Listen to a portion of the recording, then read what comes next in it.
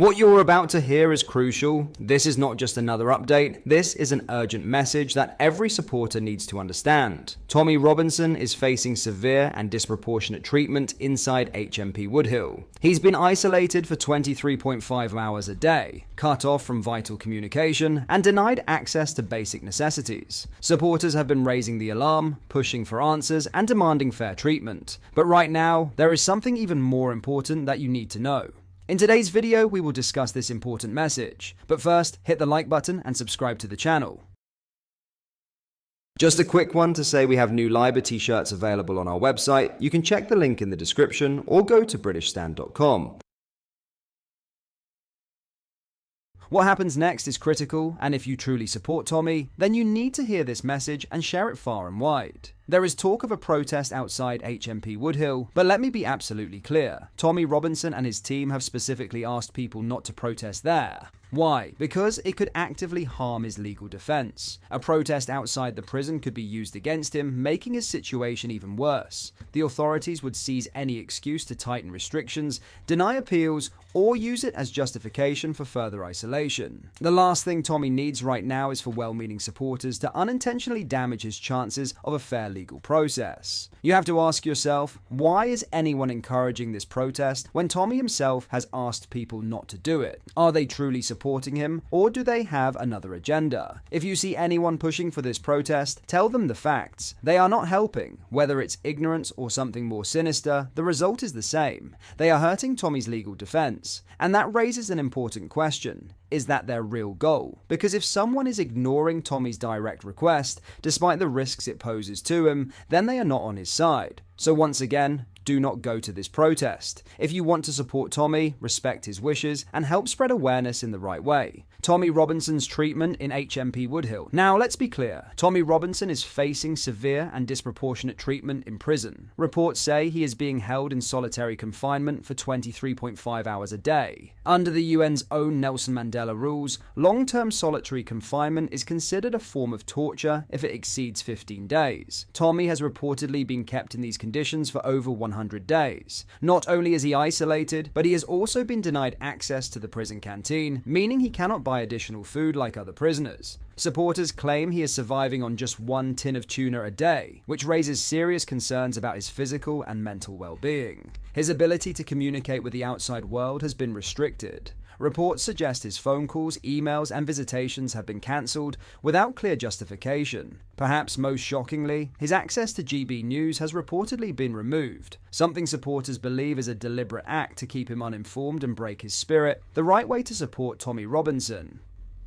Because of these serious concerns, an international campaign has been launched to bring attention to his treatment. An open letter has already been submitted to the United Nations Human Rights Council, demanding an investigation into his conditions. So far, only one British politician, Rupert Lowe of Reform UK, has publicly spoken out. The rest have stayed silent. This is exactly why we must focus on raising awareness the right way, not through protests that could backfire, but by putting pressure on the government, spreading the message, and forcing accountability.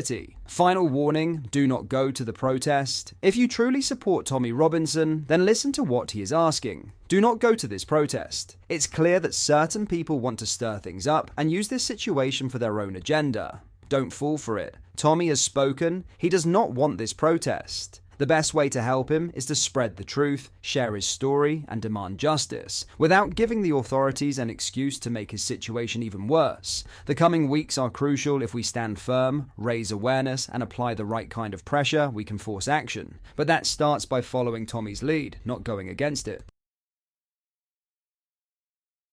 In other news, UK pharmacies are facing a £250 million financial crisis from April due to rising costs, including from Chancellor Rachel Reeves's national insurance raid, with industry leaders warning of imminent service cuts unless the government provides urgent funding support. The National Pharmacy Association, NPA, representing 6,000 independent community pharmacies, has warned it will recommend collective action if new funding is not announced imminently. The crisis comes as pharmacies across the country country face a triple burden of increased national insurance contributions, national living wage rises, and higher business rates. Unlike other businesses, pharmacies cannot raise their prices to offset these costs, as approximately 90% of their work is funded through the NHS. Industry experts warn this could trigger widespread closures, with many pharmacies already hanging on by their fingernails. The financial pressures facing pharmacies have intensified dramatically, with the MPA estimating a combined £310 million cost impact across UK pharmacies from April's changes. Core funding for community pharmacy has already fallen by more than £1 billion in real terms since 2025/16, according to the Company Chemists Association. Dr. Nick Thayer, head of policy at the Company Chemists Association, said, "Each pharmacy in England now faces an annual funding shortfall of at least £100,000. This fixed amount pharmacies receive for dispensing medications has remained unchanged for nearly 11 years, despite rising drug costs and increased prescribing volumes. Over 1,200 pharmacies have closed since 2017, with more closures occurring in more deprived areas. The sector has experienced a 40% cut in real terms to pharmacy funding over the past decade. In a historic show of unity, 99.7% of pharmacies who participated in the MPA's ballot indicated they would be prepared to take collective action for the first time if their funding situation does not improve. Nick Kay, the chairman of the NPA, said, "Pharmacies face a financial cliff edge at the beginning of April, with a triple whammy of rising national insurance, national living wage, and business rates all arriving at once. At the moment, they still have no certainty if any of these costs will be met by the government, despite assurances for other parts of the health system, including our GP colleagues," he added.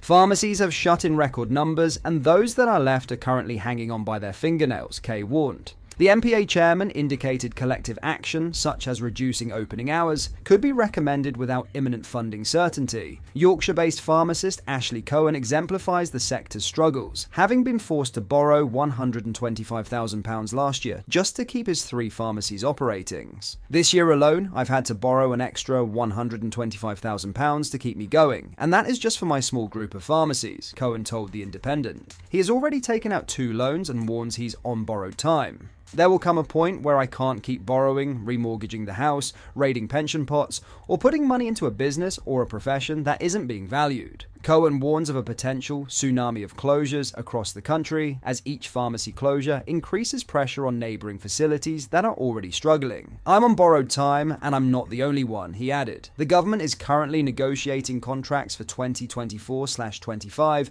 and 2025/26 with pharmacists amid the growing crisis. A Department of Health and Social Care spokesperson said, "Community pharmacy has a vital role to play as we shift the focus of the NHS out of hospitals and into the community through our 10-year health plan. We will work with the sector, making better use of the skills of pharmacists and pharmacy technicians to build a service fit for the future." What are your thoughts on what we discussed in today's video? Let me know down in the comments section below. If you've not yet already, make sure you do drop a like on this video and subscribe to the channel for more British content. Thank you, take care, goodbye.